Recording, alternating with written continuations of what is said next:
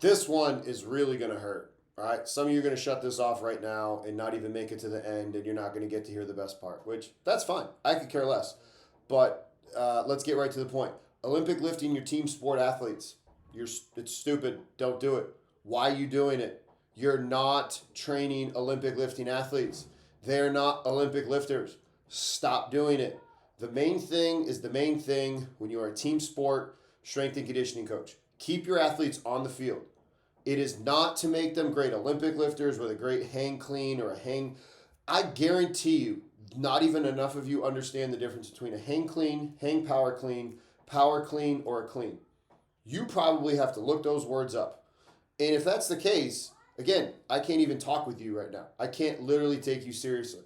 Like, it doesn't matter what you're doing in a hang clean or hang power clean for an athlete that does not do Olympic lifting.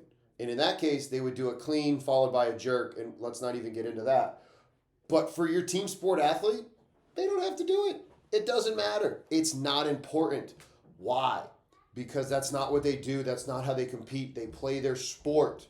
Maybe the best athletes on your field, whether they're a soccer player or a basketball player, American football, whatever it is, they might actually be built to be great on their playing field in terms of height, torso limb length, arm limb length, but actually really, really poorly when it comes to Olympic lifting. But you're going to go ahead and you're going to shove that square peg in a round hole because your mentor told you to do it or some other ridiculous reason. You're a part of the problem. Stop doing it. Now, here's the best part. I'm not just going to tell you that you're part of the problem. I'm going to tell you what to do instead. All right, and this comes from our episode with Jeff Jones on the Cheeky Midweeky. I'll link it in the description below if you want to watch it, the whole thing. But essentially, if you don't want to do, and you're like, oh, what should we do instead of a hang power clean or a hang clean? Awesome question. Do these three movements. All right. Number one, heavy RDL. You just go where you normally would on your hang clean or hang power clean. So above the knee, slightly below the knee, whatever you believe in. You're going to be able to overload the hip with greater weight when you're only doing an RDL than if you were doing the hang power clean. So load that bad boy up. Step two, some sort of a loaded jump where you can categorize it and have some intent. So whether you're doing, 20-pound a vertical jump or 135 with a trap bar, your imagination is limitless with it, but do a weighted jump on a jump mat to get intent.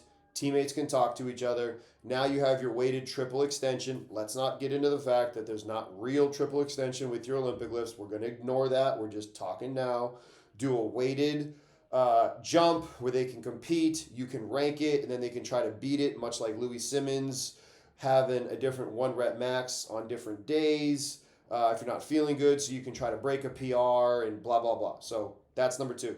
Then number three, do some sort of an altitude landing and actually do an altitude landing. You know the number of times I've seen athletes doing an altitude landing off of a 24-inch box or a 30-inch box when they're supposed to be like, stop it. If the height isn't scaring them, it's not a real altitude landing. It's not high enough.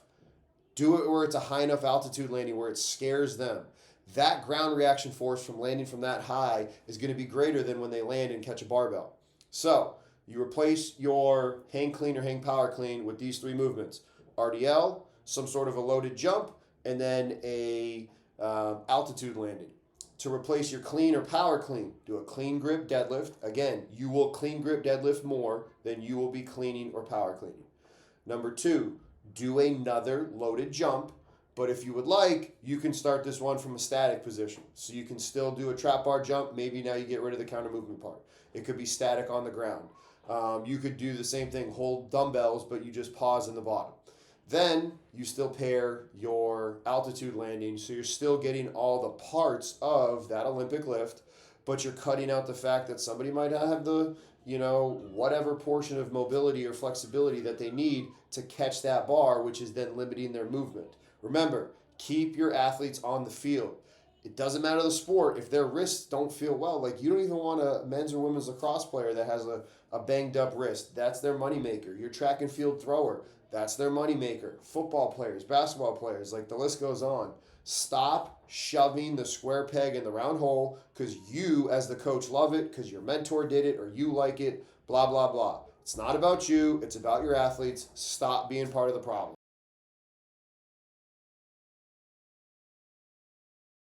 Congratulations on making it to the end of the video. Why don't you celebrate by watching more videos just like it?